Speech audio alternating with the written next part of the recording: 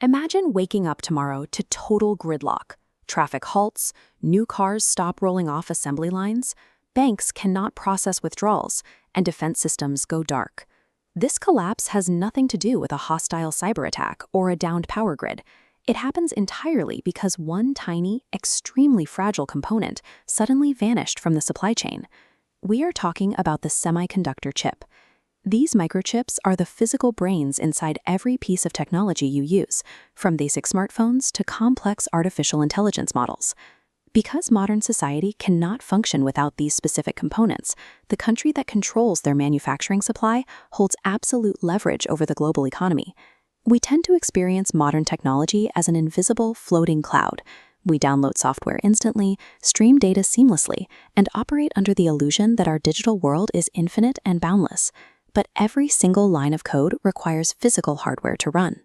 And manufacturing that hardware requires highly specialized silicon wafers, multi-billion-dollar fabrication plants, and incredibly precise, localized engineering. Which raises a terrifying question.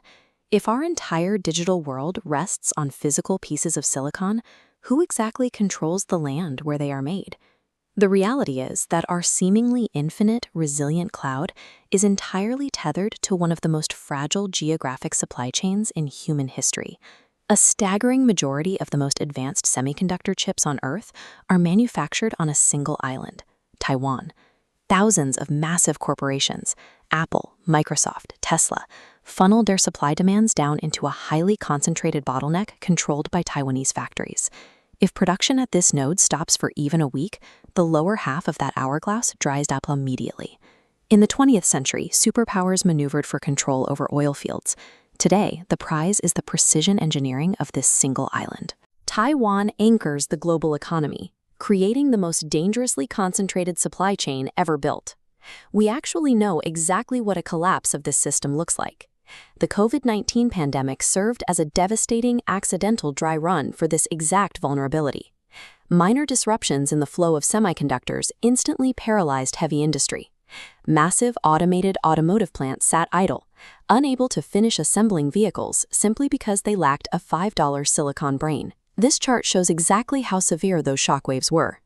As the line tracking semiconductor inventory plummets in 2020, you can see the line for consumer electronics inflation spiking instantly. The shortage destroyed corporate profits and delayed product launches worldwide. Wall Street learned a hard lesson. Investors now track factory output in Taiwan as the ultimate barometer for the health of the entire global economy. If a purely accidental shortage caused hundreds of billions of dollars in economic damage, an intentional military blockade of this choke point would be apocalyptic. The rest of the world has finally recognized the threat, and nations are scrambling to bypass the Taiwan bottleneck entirely.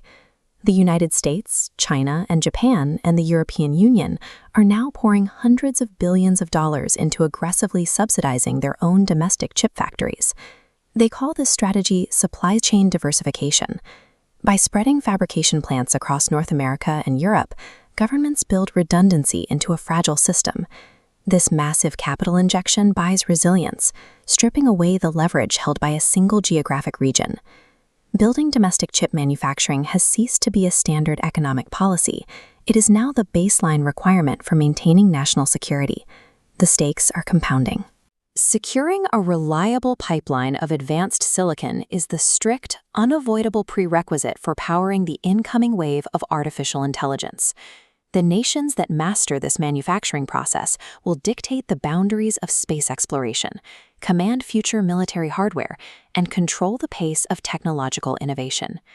Semiconductors have definitively replaced oil as the most critical resource of the 21st century.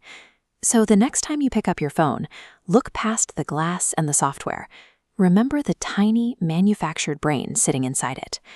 The nations that secure this manufacturing pipeline will own the economic and technical leverage of the coming decades.